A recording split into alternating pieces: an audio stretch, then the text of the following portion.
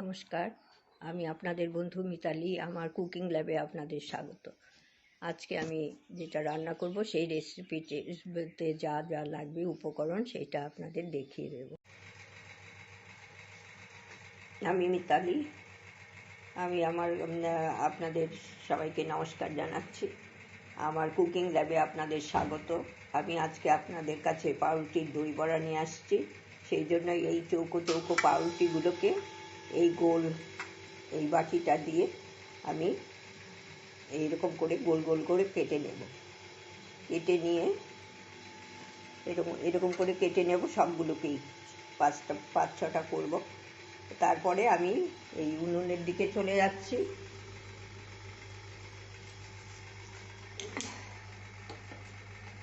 এই গ্যাসটা জ্বালিয়ে দিচ্ছি। অল্প তেল এইখানে দিয়ে রেখেছি। তেলে এরকমভাবে দিয়ে 2 পিঠ ভালো করে সেঁকে নিতে হবে। আপনারা যদি তেল না দিয়ে করতে চান তাহলে আপনারা শুকনো সেঁকে নিয়ে করতে পারেন। আমি একটু তেল দিয়েছি, সামান্য তেল দিয়ে এরকমভাবে সেঁকে নেব 2 পিঠ। গোল গোল করে কেটে, চৌকোও কাটা যায়, চৌকো করেও কেটে নিতে পারেন। এরকম করে নেব। সবগুলো আমি এরকম করে ভেজে আপনাদের কাছে নিয়ে আসবো। এরপর আমি গোল গোল করে কাটা পাউরুটিগুলোকে ভেজে এই যে নিয়ে এসেছি।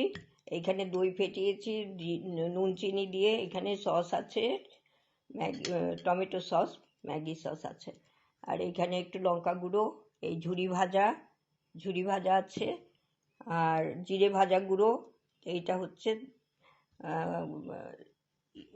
বিট নুন। এইগুলো সব এটার মধ্যে, এই সস, টমেটো সস ওপরে দেব। সেই জন্য এই ডিম ফ্যাটানোর মধ্যে একটা একটা করে পাউরুটি দিয়ে ডুবিয়ে এই যে তুলে নিচ্ছি। ডিম ফ্যাটানো বলছি, দই ফ্যাটানোর মধ্যে, সরি।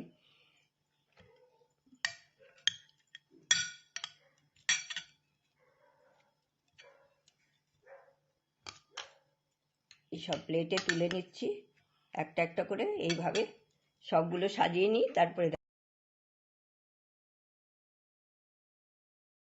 আমি দইয়ের মধ্যে ডুবিয়ে তুলে দিয়েছি, আর বাদ বাকি দইটা আমি এই ওপরে ছড়িয়ে দিচ্ছি। সবগুলোর ওপরে আমি এইভাবে ছড়িয়ে দিচ্ছি।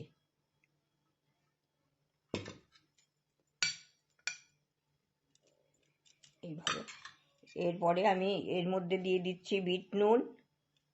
এই ছড়িয়ে দিচ্ছি এরকম করে বিট নুন। জিরে ভাজা গুঁড়ো ছড়িয়ে দিলাম।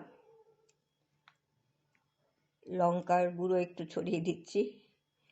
আর তেঁতুলের চাটনিটা আমার এখন নেই। তেঁতুলের চাটনি থাকলে আপনারা তেঁতুলের চাটনি দিয়ে দেবেন। আমি টমেটো সস দিচ্ছি।